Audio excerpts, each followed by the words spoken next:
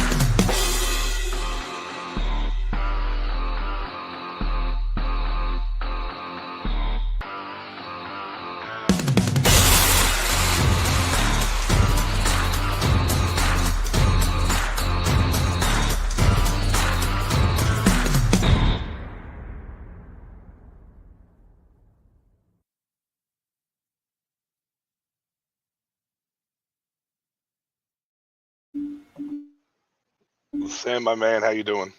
Doing Good pretty morning. well. Good morning to you. Good morning to the viewers out there as well. Summer Showcase Northern Lights here. Everything CFL.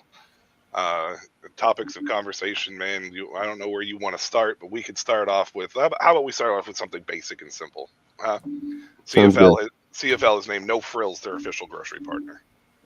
Hey, love to hear that they're always building those national partnerships, right? It's important to leagues like this, but um, it's not the biggest news in the world, but it definitely doesn't hurt the league. That's for sure. Oh no, Um, definitely not. Anytime you can get sponsorship of any sort, like you said, on the national level is great. So happy for No Frills as well. Should hopefully put them a little bit on the radar over there up north there too. So yeah, absolutely. I mean, hopefully, if anything, this helps make lives for players a little bit easier and maybe a little bit cheaper while they're out there. Always like you said, or like I said, always like to see these partnerships grown by the league. So, yeah, for sure, absolutely. but For You got the sorry, go first ahead. topic. You want the first topic? We got the first topic here. The first real topic of the Go evening. for it. Go All for it. right, all right. Winnipeg, one of the first signings. We talk about everything here. Ontario Wilson is back with Winnipeg and the Blue Bombers as well, and he had himself quite a game in his first game back with Winnipeg. 15 targets, 10 receptions, 163 yards, and a touchdown. Actually, it's in 2 games. Sorry, my apologies. But he's had himself a nice little comeback. As far as Winnipeg was concerned, we talked about this though when the signing was announced that he was going to slot himself right into this offense because he's familiar with it. Yeah, absolutely. And I mean, honestly, I kind of had a feeling once he was released by the Jets that he would end up back with Winnipeg. To my knowledge, he didn't have a ton of NFL interest. It was a situation where he had the Jets come and reach out, and obviously you take that opportunity. But really, I think this was a great move by Winnipeg. You get to bring in another playmaker, another guy who can kind of round out your offense and hopefully help you hit a stride. Although we'll talk about it here in a moment, but this last game with Strebler at the helm was kind of rough against Edmonton. So I mean, it's a good thing to have Wilson back, but I feel like despite the injury issues recently with Caleros, he's a bigger loss to Winnipeg than I think I initially thought this year. Well, I mean, we could stick with Winnipeg a little bit here too, because obviously we know that Shrevler earlier in the season when Caleros was out, I had my reservations about him. He came out and played pretty well and kind of shut me up a little bit. But um, this is the Shrevler that I feel like is the handicap of this team when when he's with under center is you just don't. He's too erratic of a passer. You just don't know what you're going to get. He's a fantastic football player. He can run the hell out of the ball. It's just when it comes to the passing game, he seems to be very erratic. And I think I think you saw that in this past week, with the loss that knocked me out of the year-long playoff semifinals and killed some parlays out there. Uh, but it's the truth, though. I mean, this was the Shrevler that that I expected earlier in the year. Looked like he may have improved, but do you think though that if this Caleros issue prolongs a little bit, that they move away from Shrevler? Man, I don't think so, but things could change really quick. Like, it's been a couple weeks since we've done an episode. That was my fault entirely. But, Well, last week was StreamYard's fault. well, true. Sorry. That's right. That's right. We had some technical difficulties last week, which is why we didn't do an episode. But the previous week, we had talked about Taylor Elgersma, getting released by the Green Bay Packers. So if he doesn't latch on with another NFL team and he decides to head up north to the CFL, maybe you entertain that move. And I mean, I know he hasn't been with the offense very long, but if you need a spark, Caleros is down for the long term and Strebler keeps throwing interceptions.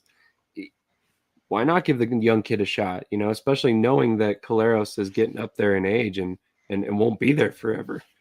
Yeah, I think my only thing is with Winnipeg is they're in the midst of sliding into a playoff spot, Exactly. right? And Shrevler's been there. He knows the system. He knows how to run it. It's just I only ask the question primarily because we've seen CFL teams in the past kind of move away from somebody we thought should be the starter or somebody that's been there for a little bit, and they bring somebody in, and suddenly, they're lighting up the box score and winning games, and so I was just curious if you thought maybe they might do something like that or not, because Shrevler obviously struggled this past game, and I don't ever put the blame on only one individual, but he has to shoulder a lot of the blame for this loss this week. That in a game that should have been prime picking for them to win, honestly, even on the road, and it didn't happen. So, just was curious about your thoughts with that. That's all. No, I mean, honestly, it's a big question to ask. I mean, you're down to your quarterback too. You do have a quarterback 3 there in Terry Wilson that's been there for a while. So I mean, you can't make the argument that he doesn't know the offense. He's maybe not necessarily the same level of a passer that Strebler is, but again, if Strebler keeps throwing interceptions and losing games, I mean, you only have so many options there if Caleros stays out. So, first of all, my thoughts go out to Caleros. Anytime you have a head injury, that's a scary thing, especially at his age when you have a history of them. But we're going to get to it here in a moment. In fact, we could probably just get to it right now. But Milt Stiegel actually came out and said he should retire. And I mean, I wanted to get your thoughts on that. But then also, how does Winnipeg approach that? Do you assume that he's going to be out for the rest of the season based on his history? You just play it by ear? I mean, what would you do in that situation with his injury, knowing his history? I mean, the thing with Caleros, though, is you have to be cautious anyways. So you have to proceed with caution no matter what it is that you do. It's very similar to the Tua Tagovailoa situation in Miami, right? You have to be able to proceed with caution and make sure that he's 100% before you get him back on the field, because you don't want him having a simple, basic play like Tua had, and the next thing you know, he's trying to stand up and he wobbles and falls down, because then you start having that discussion of, I need to either retire on the spot or it's, my career is done. Like that's the end of it. At 37 years old, though, I mean, that's old for a quarterback. It's old for, I mean, it's not super old for a quarterback judging from the recent years, but it's still fairly old for a quarterback. It's definitely closer to the back half of someone's career than it is the front half. If I'm Winnipeg, though, I kind of feel like I need to just proceed with caution. Don't rush him back. You're in the midst of a playoff spot. You do have Shrevler, even though he didn't play very well. So you know that you have a guy that you can trust in the sense that he understands the system. He just needs to play better if you're going to try to get into the playoff spot. And so they're kind of like stuck between a rock and a hard place here. You can't rush Caleros back, and you have to put your trust in that Shrevler will be able to piece it together and lead your team to a playoff spot. But um, it's hard. Dalton Schoen's out for the year, which we'll, touch a little bit on, which again, it's a huge hit, but Ontario Wilson I think Ontario Wilson signing was part of that, him coming back. So, it's, I don't know. If I'm Winnipeg, I'm just kind of playing this by ear. I definitely would get Caleros' feelings involved. How does he feel? Does he feel like he needs to retire? Does he feel like this is the end of the road? Does he come back for one last hoorah and hopefully get some magic in there and lead Winnipeg to a Grey Cup? We've seen it before with quarterbacks, and Caleros is that type of warrior. He may want to just give it one last hoorah and go out with a bang, and hopefully in a good manner and not a bad one. That's a fair point. I mean, honestly, I think if this is any other quarterback in the league, maybe your consideration of his feelings isn't as important. But this is a guy who has led you to a ton of success over his time in Winnipeg. He's grown to be kind of a fan favorite there. He never really had any issues off the field. Like you kind of have to consult that guy, right? So I like your point there.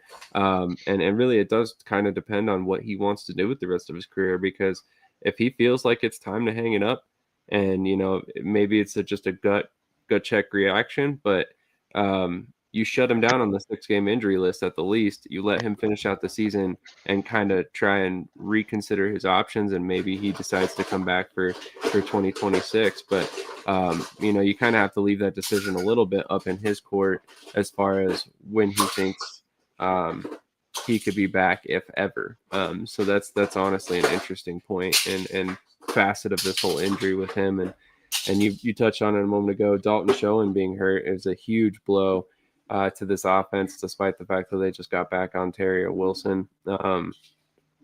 It's unfortunate, but Winnipeg always seems to lose one or two playmakers a year and still figure it out. So I'll be interested to see which unheralded receiver steps up for them and kind of plays big in key moments this season, like it seems to happen every year.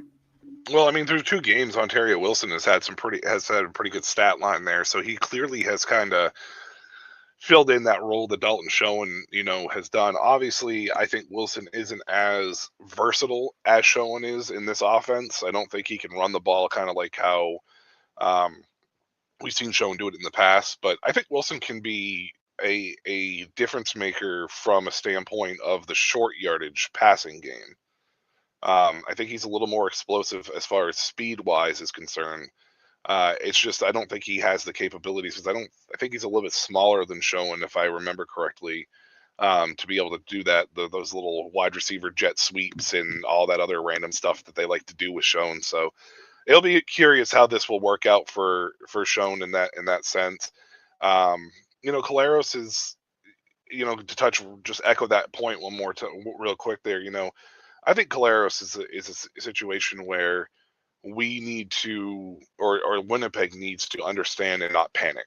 I think that's the biggest thing at this point in time, because they are in the midst of the playoff run. So it's easy for you to say, I need to panic. We'll talk a little bit more about panic here with another team that's kind of hit their stride a little bit, but they're still wavering around that playoff bubble.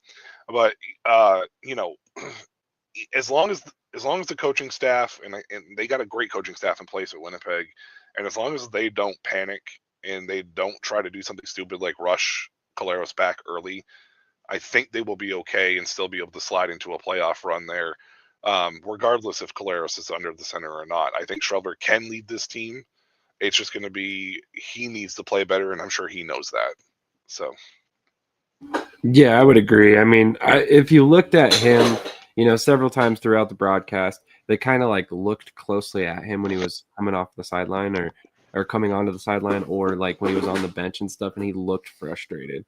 Which, I mean, obviously, as a high-level competitor like him or a Caleros or guys like that who've been around for many years, they know when they're not playing up to snuff. They know when they need to be better and when it's affecting their team. So, I mean, I think that was frustration with himself, and he knows that in order for him to continue, leading the Winnipeg Blue Bombers, that he needs to be better, because for them, it's championships or bust, and it's been like that for many years now. So, they want to be at least in the Grey Cup, and to do that, you have to keep the team afloat when Claros is gone. So, um, you know, we'll see if he can get things back together. He played way better early on in the season, so it definitely is something to kind of keep an eye on. We, like you said, he kind of fooled you and fooled me earlier in the season when he played earlier.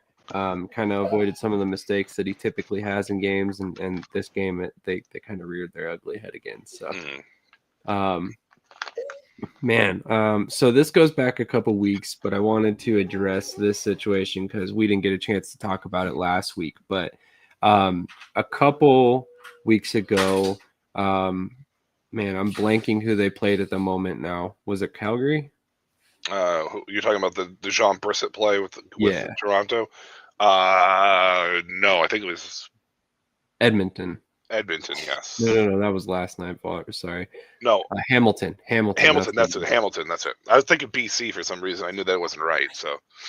Gotcha. So, in case you didn't catch this play, at the very end of the Hamilton and Toronto game, I guess now 3 weeks ago, Deshaun Brissett, as time is ticking down, catches the ball, and rather than stepping out of bounds for an easy field goal, he takes off running up the sideline. And I mean, he had a pretty clear path to the end zone, but there were still defenders close enough to the point where they could affect the play. I know you're a former coach, so I wanted to get your perspective on this situation, and how would you handle that? I mean, I know ultimately what ends up happening is he gets knocked out at the 1 yard line. He's shy of the goal line by about half a yard.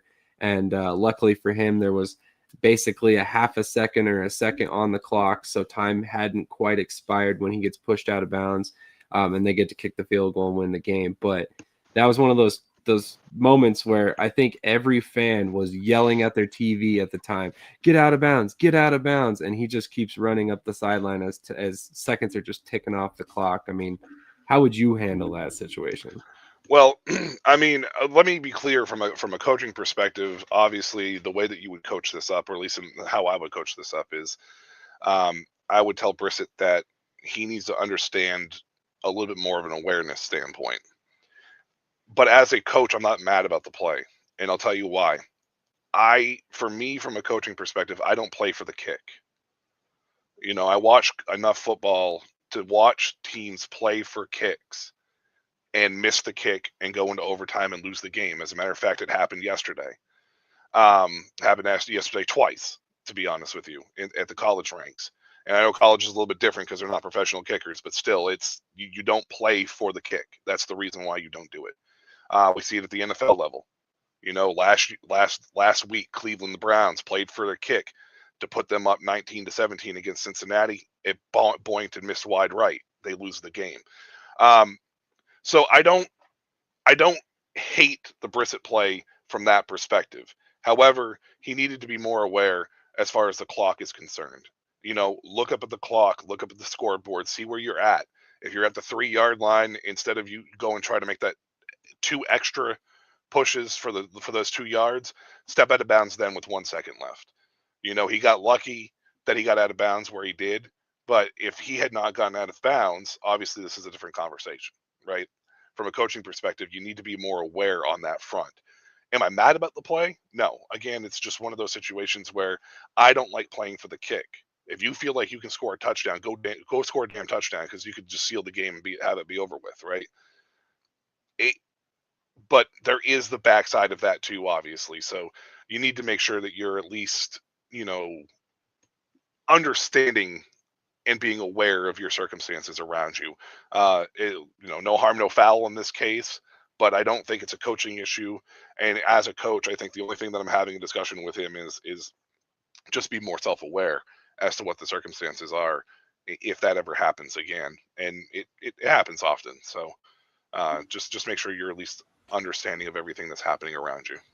Yeah, absolutely. And I think I like your point there that you don't ever play for the kick. So if you have a chance to score there, you try to get in and score and win the game and put it out of question. So, I mean, that was an aspect of things I didn't really think about. I mean, I guess as a fan, you're so caught up in the moment that you don't necessarily think about the coaching aspect of things.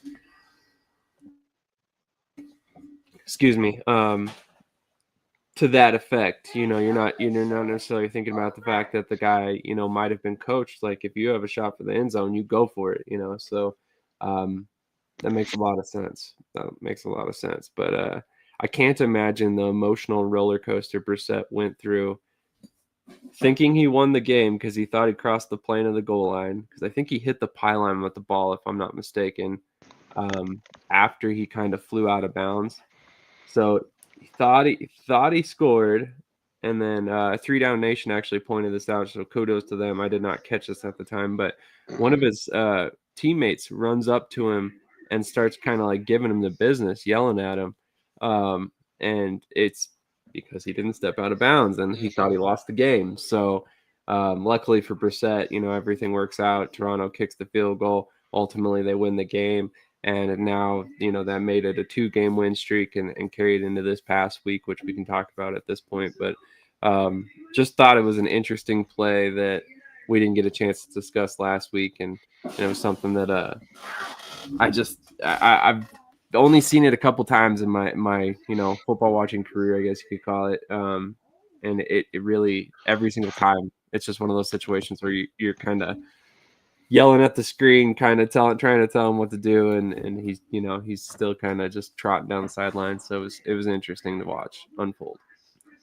Yeah, I mean, and again, from a coaching perspective, for me or from my standpoint, the way I look at it, maybe it's different than most people, which is very possible. But I would rather lose a game when somebody's trying to make a play to win the game than I would losing the game on a kick. Like because I missed the kick. It's just the way that I look at it. Um, again, I just hate playing for field goals because it leaves too much room for uncertainty, especially with today's kicking.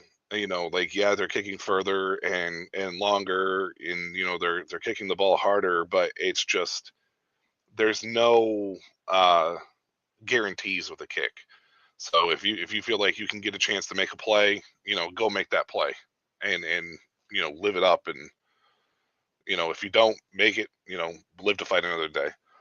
So yeah, I'm not mad at Brissett for it. But speaking about Toronto, though, they do win again. They win again this week too.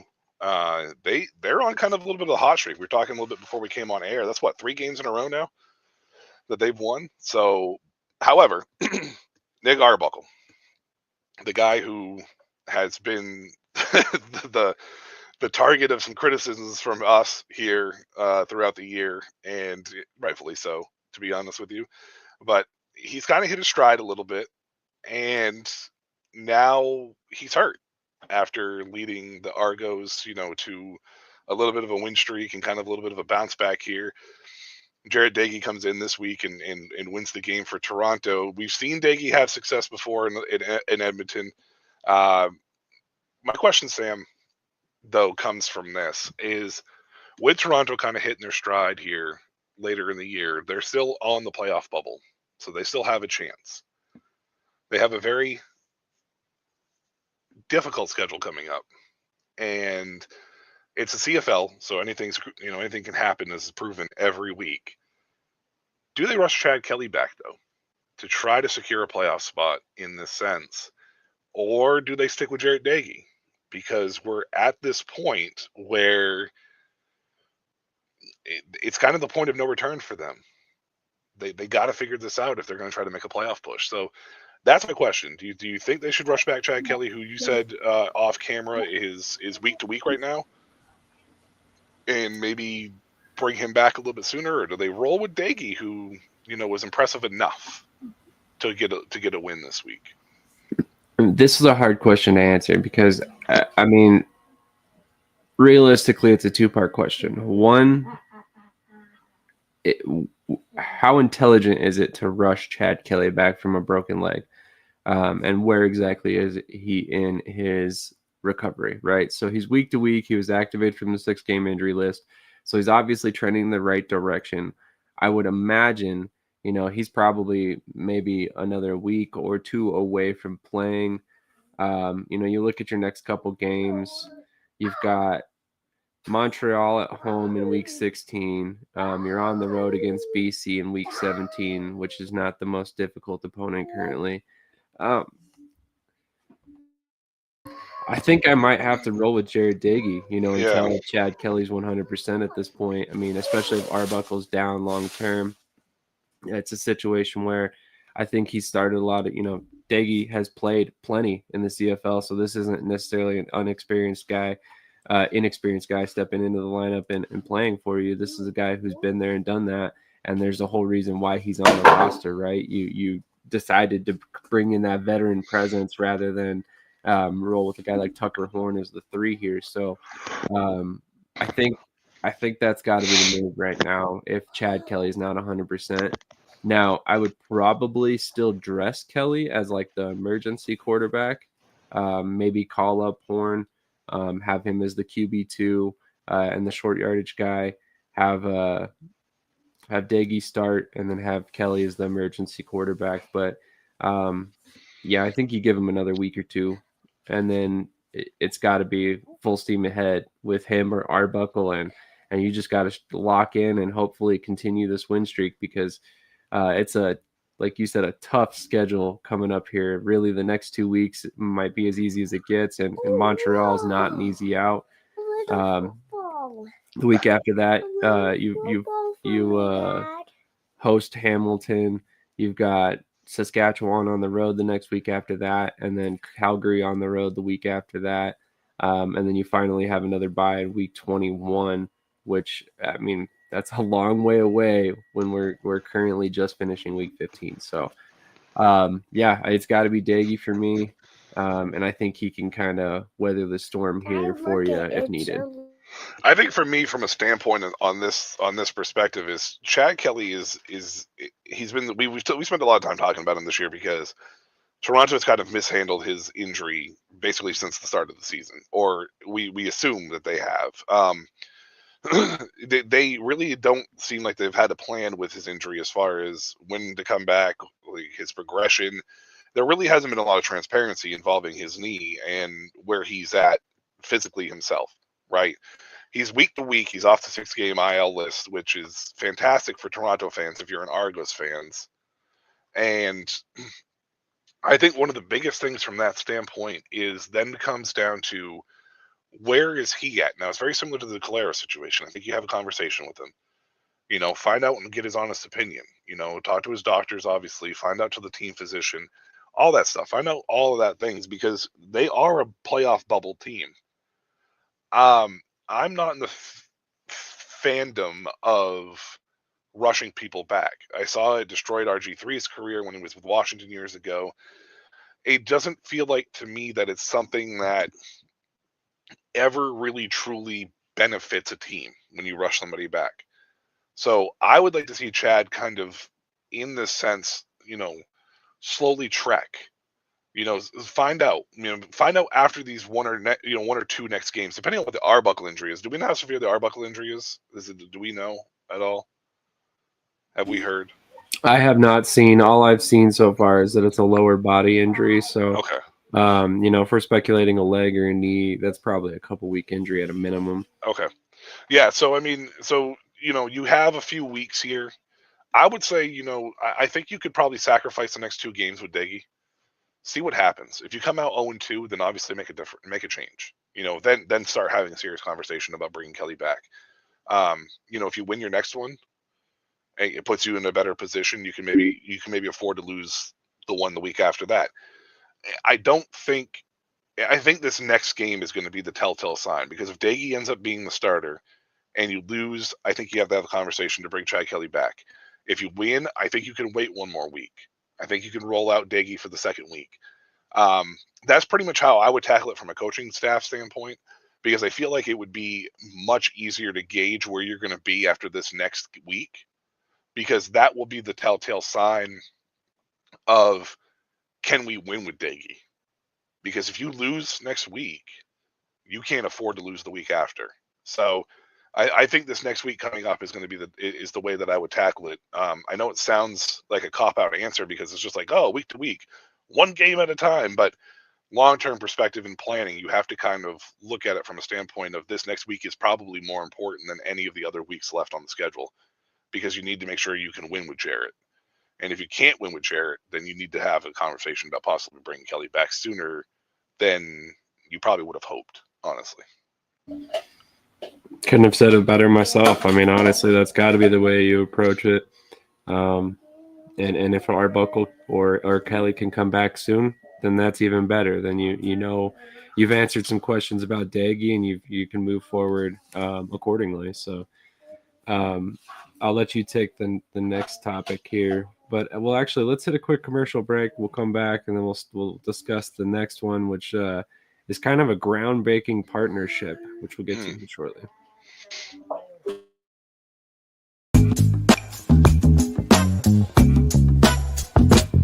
I'm just being myself, cool as can be. When I'm being myself, you wish you were me. It's so easy. Get out your own way. It's just so easy.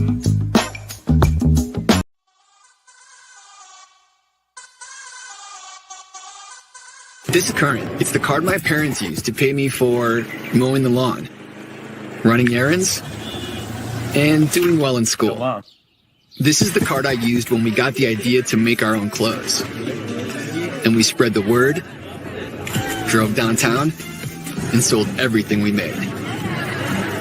This is the card I used to do the things that really matter. This is Current. Visit current.com and download the app for free today.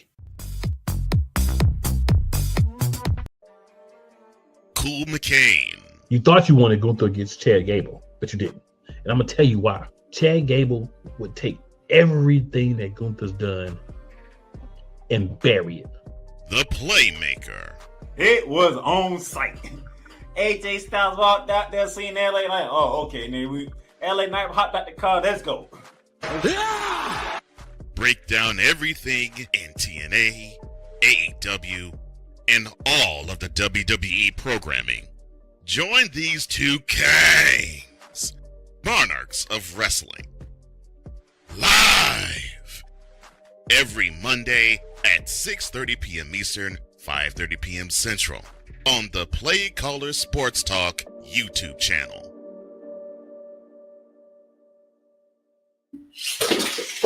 Quick word for the wrestling fans in our lives that are watching this show currently. Not only do we have Monarchs of Wrestling on Monday that covers all the biggest news in the WWE, the AEW, and the TNA, we will be broadcasting a TNA wrestling event coming up here, I believe, on the 26th. It's the last Friday of September, I believe. So make sure you subscribe to our second channel, Shady Sports Network Live Events, to catch that, and as well as various other events. We just broadcasted Mountain West football last night. We also had a rodeo that was it was a lot of fun to watch, I'm not going to lie. And then we've got, like I said, TNA wrestling coming up. We've also got some other stuff in the works too. So make sure you subscribe there so you're catching the live sports side of this network. And then also my obligatory shout out to our Branding Blanks partnership. If you want to get some Shady Sports Network merch, go check out brandingblanks.com, and then check out the Shady Sports Network section. We also have stickers available. DM us if you want stickers, and we can get those too as well. Yeah, hit up the merch. Definitely. I'm always a big fan of merch. Hit it up. Yeah, it helps us tremendously. Probably the best way to support the channel. So yeah, for sure. Absolutely. Well, while we're on the topic of the Toronto Argonauts, they actually had a huge announcement this week. The CFL and the NFL both made this announcement. The Toronto Argonauts and the Buffalo Bills have announced a partnership. The Bills recently hired the Argos GM to their front office. Now, we've seen similar things in the past, or there's been similar grumblings or talks about this. You know, when the UFL first came about, well, when the XFL came back, we know that the XFL front office was pushing for a partnership with the CFL, and obviously the CFL didn't feel like it was really worth their time. This is a different story here, though. This is the NFL. This is the Premier League in North America, as far as a lot of people like to call it.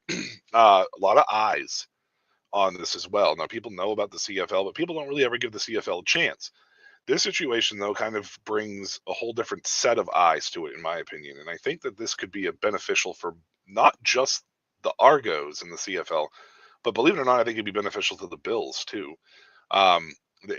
Geographically, it makes sense. They're very close to each other. So I don't know how you feel about this, but to me, I'm actually kind of excited to see how this works out. And we might actually see a little more pairings here in the future between the CFL and the NFL if this is successful. Yeah, no, I completely agree. I mean, there's a million different ways you could take this partnership, and it all just depends on how open the two sides are to kind of exploring these options. I mean, can you imagine?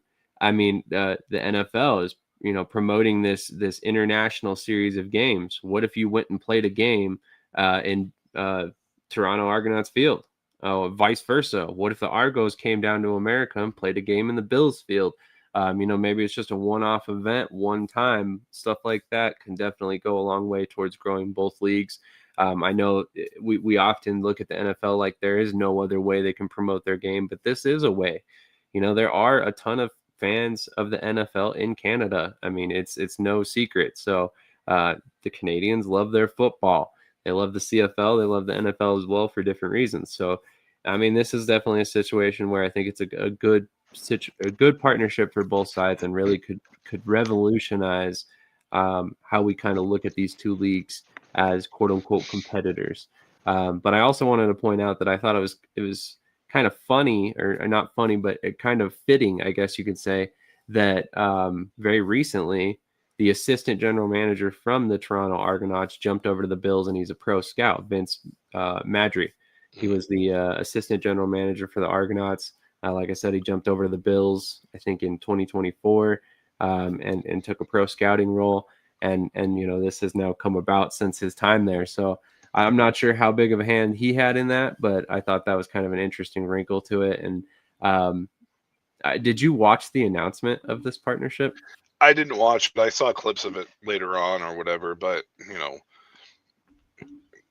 I felt it was done in a classy manner. I think it's going to be a great partnership. And I think the other thing that this is good too, though, is for the CFL to get some staples into the NFL. And I'm sure that there's been some crossover in the past, but to actually have a functioning working partnership, I think it will also help NFL coaches, NFL scouts, NFL GMs to kind of understand the nuances between the two games. I feel like a lot of times, a lot of people just kind of shun the CFL because it's such a different game that they don't really kind of like study, how that game could translate to the NFL, or even vice versa for that matter.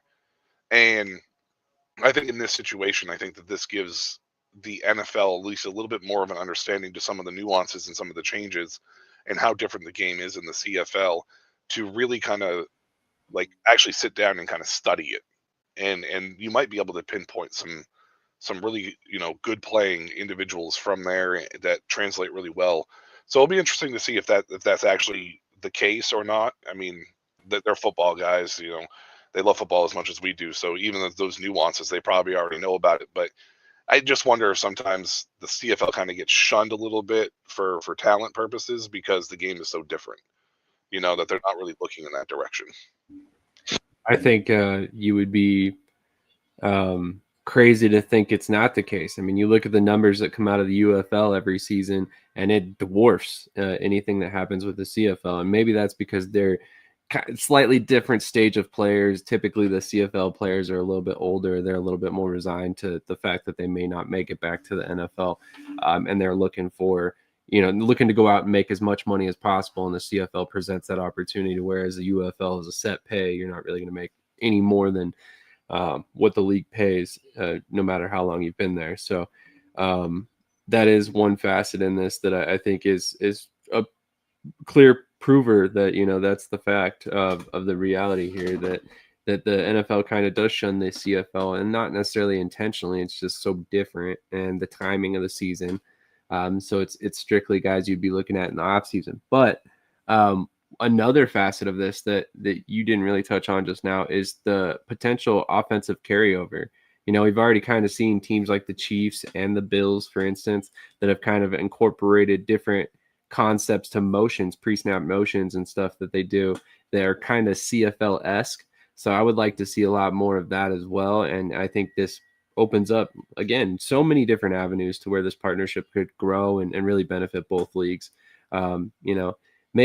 Maybe eventually my dream will come true and they'll bring high motion to the NFL and we'll get to see Tyreek Hill in some sort of waggle before the snap. That's if Tyreek Hill doesn't end up getting himself excommunicated from the league first. Good point. He continues to have issues.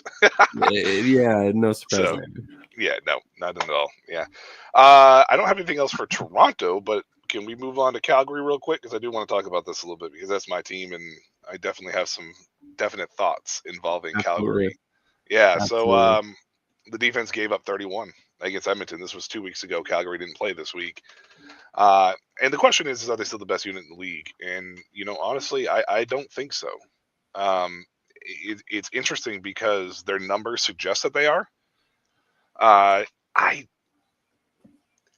feel like they're missing at the wrong time. Like this should be the time that they're hitting their stride. Now I know offenses usually get better as the season goes on. Defenses are usually ahead of the offense earlier in the season. But you take a look at a team like, well, I can't even actually. I'm not even sure now. I was going to say Saskatchewan, but they gave up a ton of points to Montreal last night too. So I don't know. Maybe they are. They're still young. So that's the thing about Calgary is they're so young, and I think that's the impressive part of the season they put together, right? Because this is a young team. That defense is extremely young, and they're still at the point where their defense alone is one of the reasons why they're in this playoff hunt of being the number 2 seed or 3 seed, however they do their seeding in that retrospect. Because we'll talk about the playoffs here in a minute too.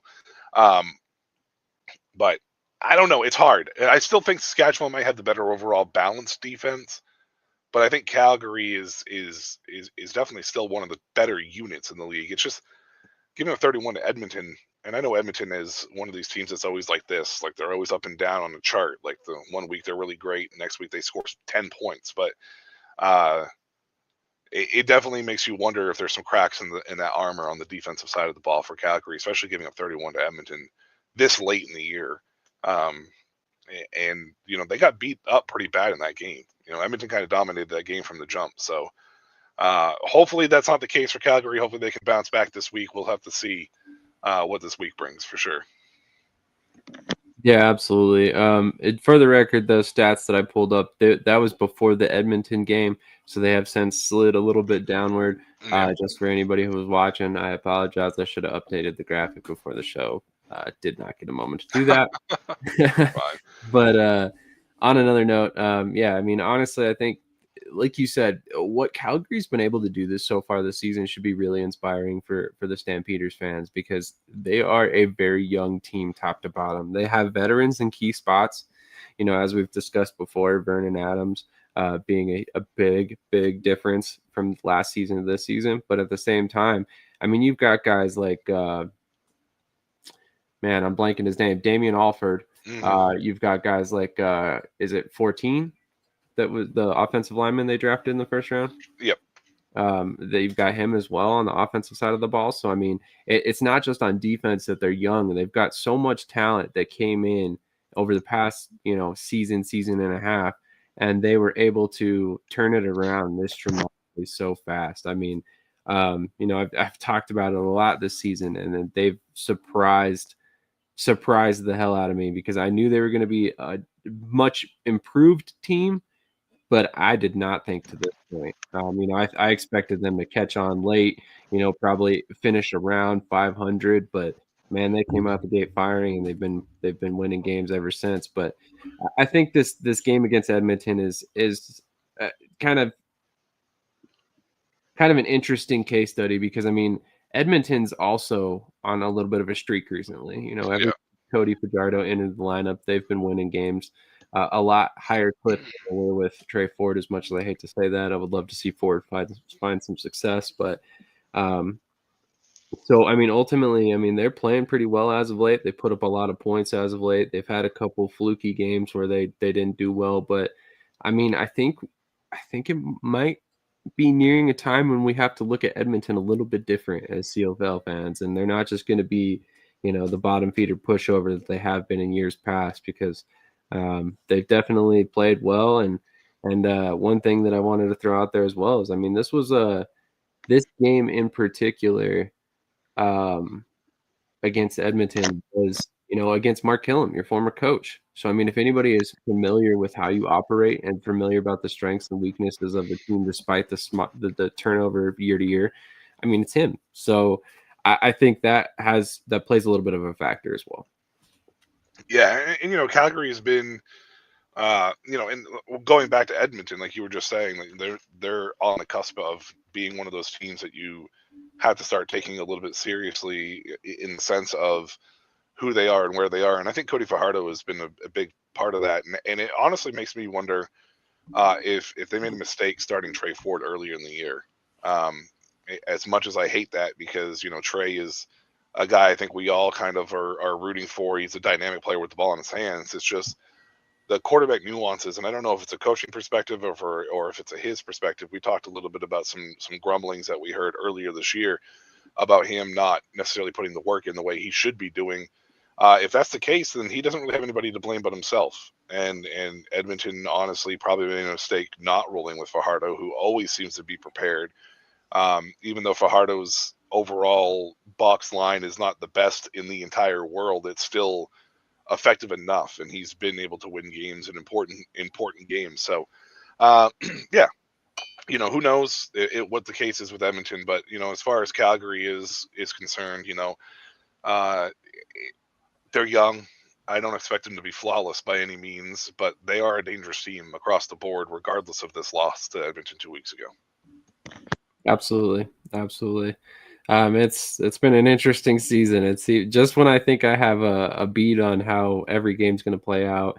Games like this throw it on its head. The game with Winnipeg this week, also same thing. Completely thought they were going to win that one, and they go out and lose it. But moving on, we've got a couple big pieces of information specifically about Montreal. Montreal just got a big victory, which kind of keeps them in it, despite the fact that they've had three or four different quarterbacks playing significant time for him at this point. I think they've had 4 different starting quarterbacks a significant time this year. I think you're right. I think you're right, because in fact, I'm pretty positive that's the case. So MBT is back from the 6-game injury list. He was activated before this game.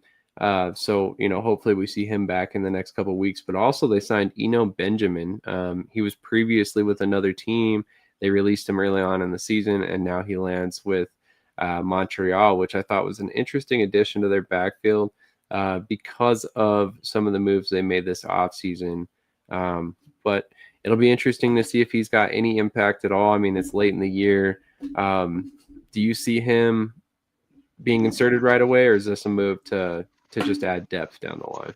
I think it's to add depth. I mean, injuries are always a big factor when it comes to playoff runs, and needing people in there that are going to be able to be healthy, fresh legs. Eno Benjamin is a bigger back. He's one of the better between the tackles runner that the CFL probably has, but there's really not a lot of between the tackles type runs that they don't use the quarterback for quarterback sneaks and stuff. Usually it's perimeter stuff. Very rarely do you see between the tackle type plays. Like you don't really see off blast, or everything's off tackle to sweeps for the most part for running back. So occasionally you'll see a trap or whatever, and that's where Eno thrives. So we'll see if that's part of this, where they just want to get some fresh legs in, somebody who has a little bit of experience. I don't know how he fits with this Montreal team. I think that's probably my biggest question mark, is like, how does he fit? It's not really the hard nosed style run team that we've seen in the past. Especially when MBT can throw the ball 55 times at 63 years old. Like, he's still able to, be able to sling the ball a lot. Davis Alexander doesn't really rely on a physical run game. So maybe that's part of their plan. Maybe they're trying to be a little more physical down the stretch so they can at least keep up and use the finesse to win some games down the stretch where they don't have to rely on it so much. I'm not sure. That's the only question I have with Benjamin. MBT obviously is just a leadership veteran. I mean, that's a leadership thing that I'm sure they're happy to have back for sure. Absolutely. And just a brief touch on the running back position and the quarterback position real quick. As of right now, Montreal does not have a quarterback on their practice squad. They put Benjamin on the practice squad as a running back, obviously. Thomas Erlington was added to the 6-game injured list due to a neck injury. Walter Fletcher is also on the 6-game injury list. And then Davis Alexander is on the 1-game injury list at this point, so he might be returning fairly soon. And Caleb Evans is still on the 6-game injury list. So a lot of depth concerns for Montreal. Their injury list kind of looks like a mash unit this week. 1, 2, 3, 4, 5, 6, 7, 8, 9, 10, 11, 12, 13, 14, 15 different guys were listed on that Montreal Alouettes injury list prior to this game, and a lot of them were listed out. Deontay Ruffin, Nate Bushamine, Daniel Oladejo, Arthur Hamlin, Davis Alexander, Thomas Erlington, all fairly large contributors to the team as well. So big time injuries there for Montreal, but they still managed to win this game. So I think that goes a long way toward them finding their way into the playoffs this year. Yeah, and maybe they'll get healthy at the right time because this team will be dangerous if they do. Because, like you said, there's a lot of contributors that are on that injury list. So, great point.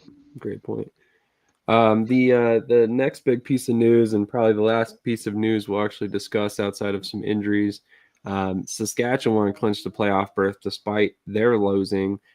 2 other losses in the week ended up factoring into allowing them to clinch.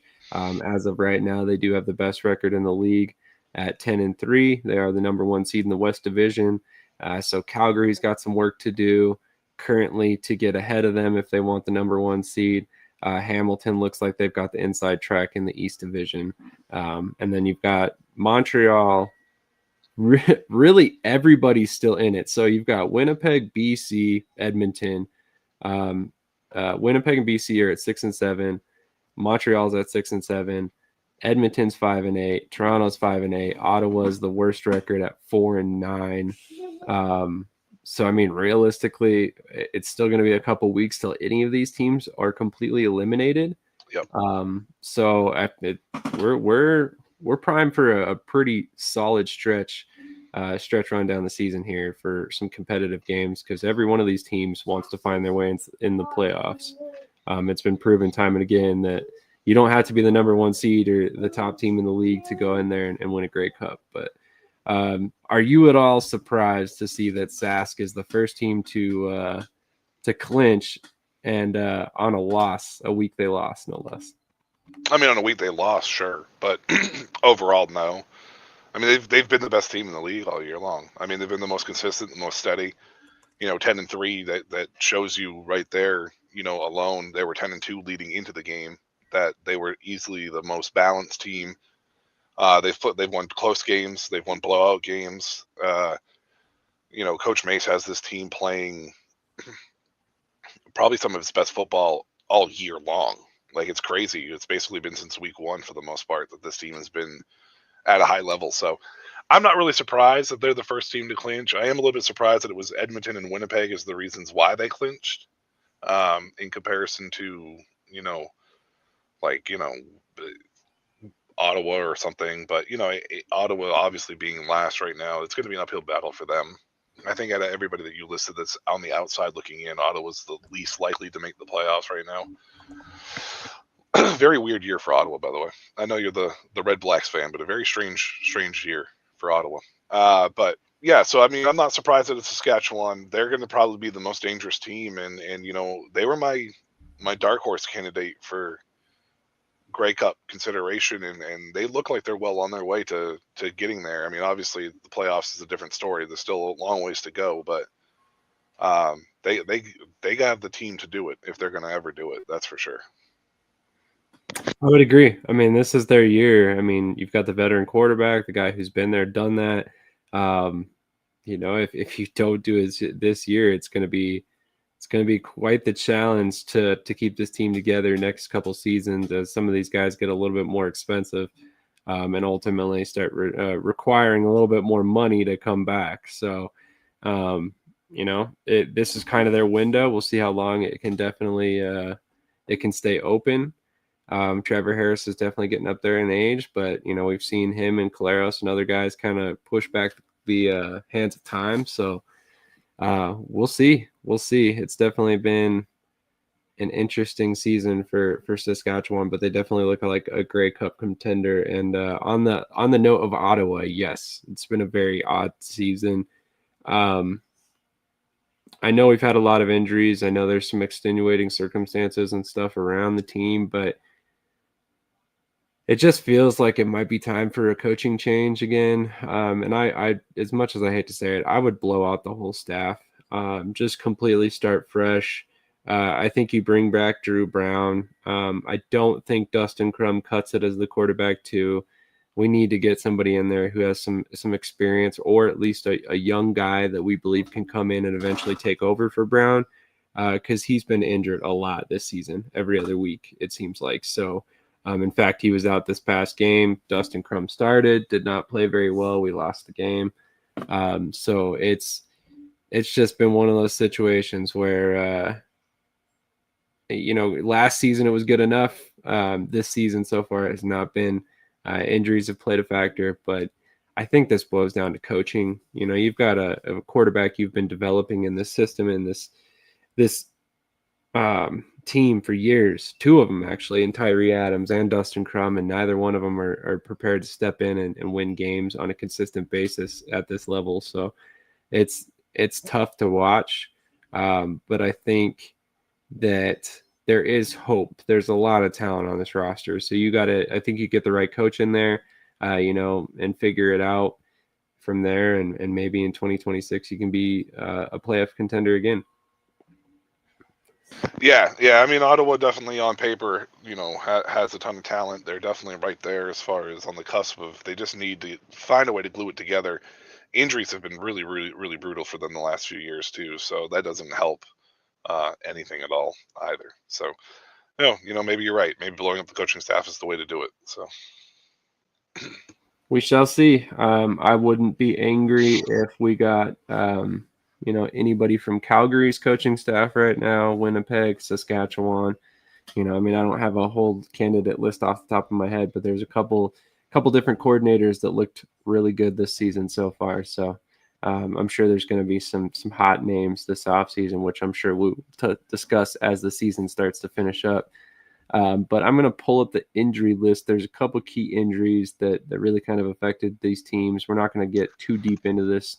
We are nearing that hour mark. So here's the Winnipeg injury list. And this certainly kind of gives us some ideas why Winnipeg ultimately did not get the job done this week. You're missing Jamal Parker, one of your top defensive backs, Enoch McConzo, one of your solid linebackers, Zach Caleros, your starting quarterback, Jareth Stearns, a pretty big time contributor at wide receiver, and Tanner Schmeckel at defensive line, all missed the game. The rest of these guys are banged up as well. So that's quite a bit of injury issues to deal with, specifically on defense. Right there, you've got like 8 to 9 injuries. Hamilton looks like, again, a mash unit. They've got a ton of guys that were injured. A lot of players did end up playing in the game. But the big thing that I noticed for them is the defensive line. They had 5 different players listed out.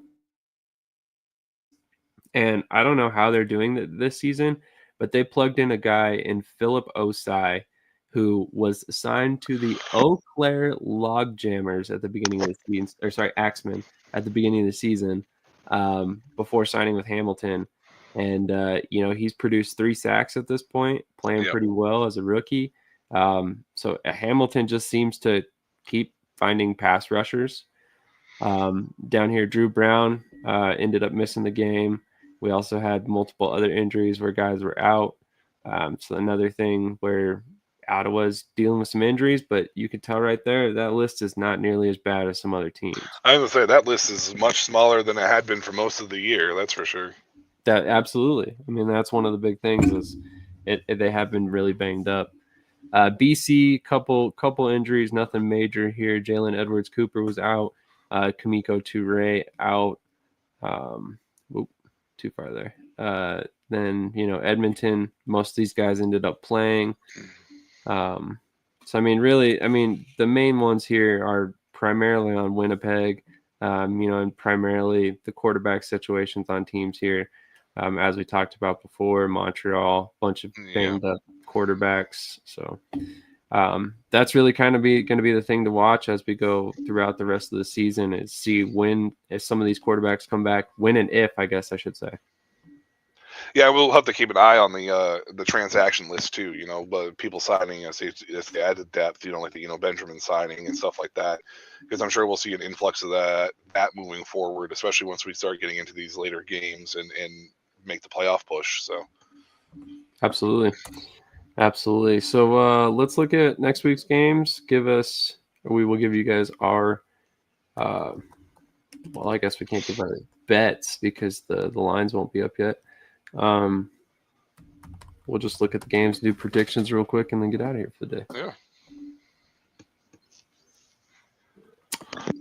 How did your season finish up with year-long football? I know you said you ended up losing, but how close was it? It seemed to be pretty close. I lost with the Winnipeg. I was the only guy out of the 4 teams that were left in the semifinals to pick Winnipeg. I was trying to differentiate because I think otherwise we would have all picked the exact same across the board. And I really honestly felt good about Winnipeg this week, and it didn't go my way, and the other games kind of benefited him. And I lost in the semifinals, though, basically. That's what happened. I won my division and then lost in the semifinals. But you made the playoffs in every league that you competed in this year, right? I all except for last year. I did the college football one. That was the one that I did. I didn't make the playoffs in that one. But I won the ELF one. I won the LFA one. I made the semifinals in the CFL one. I did not make the playoffs in the UFL one, though. So next year I have to come for that one. That one I have to come for. But didn't you make it to the semifinals in the indoor football one too? I made the semifinals in the indoor football one too. Yeah. Pretty damn good success. So, just an idea. You should probably pay attention to Michael's picks when he makes them today, because I've been doing that and I've been winning money recently. So I'm just saying you might want to do that. Last week might have been a little bit rougher, but yes, that's the hope, anyways. That is true. Definitely, I definitely picked Winnipeg. We both felt like that was a pretty solid pick, especially with a plus 8.5 spread. We thought for sure they were going to cover that. But getting to the games this week, I'm going to go ahead and pull up the schedule real quick just so we can all look at it together here. There's some good ones. Definitely some interesting picks here. Let's see. We've got Montreal at Toronto. Who do you have in that game? Well, Davis Alexander was on the 1-game list and missed last week. If he comes back, this is going to be Montreal's game to lose. I'm still going to go with Montreal. I don't think that Toronto is going to rush back Chad Kelly for this, and I don't know if I trust Jared Dagey enough. So I'm going to say Montreal in this one. And I think they're going to be forced to bring Chad Kelly back if he's anywhere close to being ready the following week. Does it affect your decision at all if we find out this week Chad Kelly is returning and Davis Alexander is not? If Chad Kelly is healthy, and you know what? No, I don't think it's going to affect it just because his first game back, I don't expect it to be flawless. Okay. That's a fair point. And honestly, you've got history on your side there. He has not looked well in the past when he's returned from a hiatus, so would not surprise me at all if he came back and struggled a little bit. We saw this last year when he came back from suspension. Man, Toronto's on a little bit of a roll. They're at home, but Montreal just had a really big win. Man, that's tough. That's tough. I think I'm going to take Toronto in this one. Okay. Man, it definitely hinges on the quarterback for me. I mean, if Arbuckle or Kelly are healthy, that makes me feel 100% certain about my pick. If Davis Alexander's back, it doesn't really matter who the quarterback is on Toronto's side. I think it's going to be a tough game for him, but it'll be a good one for sure. Next up, we got BC at Calgary. I'm taking Calgary. This game's dangerous though. BC's pretty solid. They're kind of up and down though, but I think Calgary bounces back. I think the bye week came. I think that loss to Edmonton came at the right time because they had a bye week the following week. So I'm taking Calgary here. I'm also taking Calgary, although it would definitely open up quite a few questions about the Stampeders if they lost this game at home. So Yep.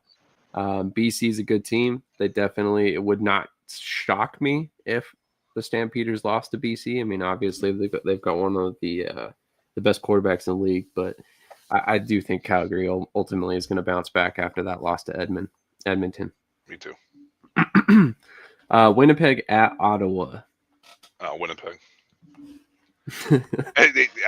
I hate it for Ottawa, but I just don't see them. I don't see this team being able to, even though haven't been eliminated from the playoffs. I just don't see this team finding their footing when it matters the most right now because they've been so discombobulated and disjointed already as the year has been on. So, I'm taking Winnipeg, even if Strevler is under center. See, that's the caveat for me. I think if Strevler's under center, you can count on at least one or two turnovers. And I think that really kind of changes the complete complexion of the game because, I mean, Ottawa, was able to beat BC, and then they only lost by 12 yesterday, I think it was. So I'm gonna pick Ottawa tentatively. If Caleros comes back, that would definitely slide to Winnipeg. So just take that into consideration if you're taking our picks for gold here. The final game of the weekend is Edmonton at Hamilton, which could be another really good game. I'm taking Hamilton. Edmonton's found their stride recently with Fajardo under center, but this Hamilton team is very, very sneaky good. And, they beat, Winnipeg this past weekend when we both kind of suspected that it was prime pickings for Winnipeg. They kind of dominated that game.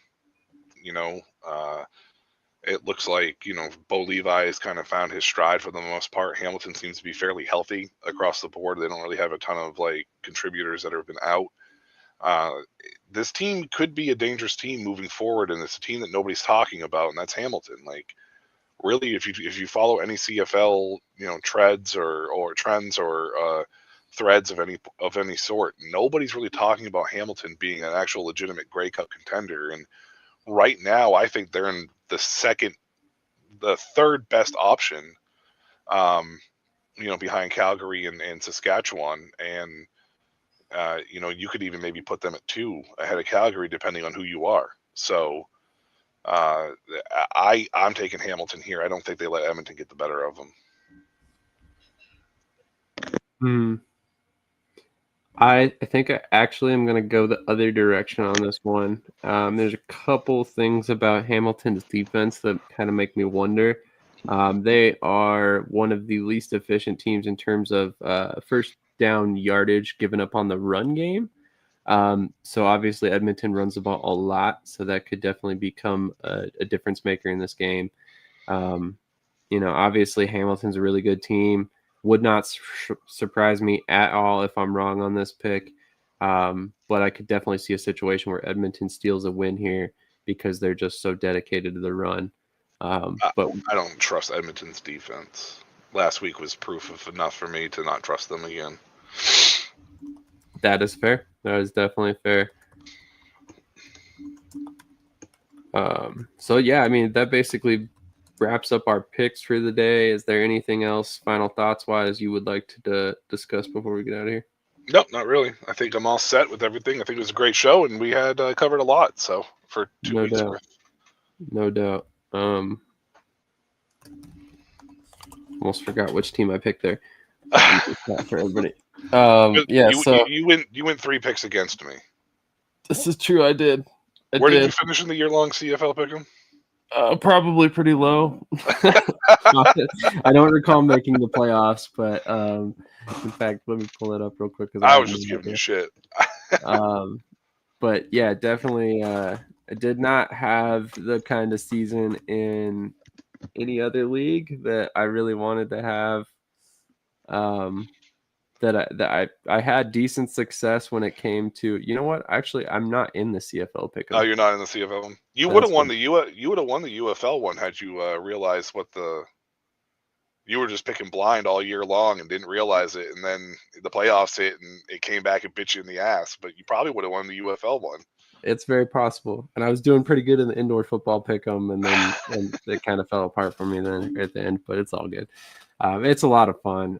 If you like to do pick'em contests, there's no money on it or anything like that, but it's a lot of fun. So go check out yearlongfootball.com. Those guys are gracious enough to partner with us. You will literally see our logo right there on the homepage when you pop on there. So definitely check out yearlongfootball.com. They literally have everything. It doesn't matter what country you're in. They've probably got your league on there. So I'm 3-0 in the college one. After last week, I started out the NFL 1-0, and I started out the X League in Japan 1-0. So, shoot, I haven't even checked. I'll have to go back and check. You did have a courtesy email bump to get your picks in for NFL. I don't know if you got them in or not, but I did not until last night, Friday. So okay. I missed out on the Thursday games, but they don't do the Thursday game, I don't think. Yeah, I'm pretty sure it said do not pick the Thursday game, so I went ahead and picked anyway. But, whatever. Like I said, it's not for money; it's just for fun. But NFL was kind of the one that I was like, I'll just do it, because he was asking for another guy. But I primarily wanted to do indoor football. And I signed up for the women's one next year too. See, there you go. They've got everything. You were in what? LFA, ELF, CFL, NFL, college, X League, the women's indoor league next football, year, indoor, UFL. So they literally cover every league. So much like us. I'm hoping that maybe they'll run the GFL next year too. I mean, I'm sure you reach out and ask, and he probably would put it in there. He seems pretty into it. So. But on that note, we really appreciate everybody who tuned in. We definitely had viewership climb as we were on live today, which tends to happen every week. So really appreciate you guys all for chiming in, and next time we would love to have some comments. So if you guys have anything, any thoughts or feelings about any of the things we talked about, love to have some interaction with fans. So we'll see you here next week at 8 a.m. Eastern time. Sometimes we start a little bit late, not going to lie to you. This is not a professional operation yet. Nobody's getting paid. We show up, we might be a little bit late. But on that note, we really appreciate everybody tuning in. Shout out to our sponsors, Current, Upside. Make sure you check out the merch, brandingblanks.com. Also, thank you to the Omaha Beef for sending us some gear. If any CFL teams would like us to wear some of your gear in some of these podcasts, we are all ears. My DMs, my email, everything is open. But on that note, we will catch you guys next week, and have a great. Cool McCain. You thought you wanted Gunther against Chad Gable, but you didn't. And I'm gonna tell you why. Chad Gable would take everything that Gunther's done and bury it. The Playmaker. It was on site. AJ Styles walked out there, seen LA like, oh, okay, then LA Knight hopped out the car, let's go. Break down everything in TNA, AEW, and all of the WWE programming. Join these two kings, monarchs of wrestling, live every Monday at 6:30 p.m. Eastern, 5:30 p.m. Central on the Play Caller Sports Talk YouTube channel.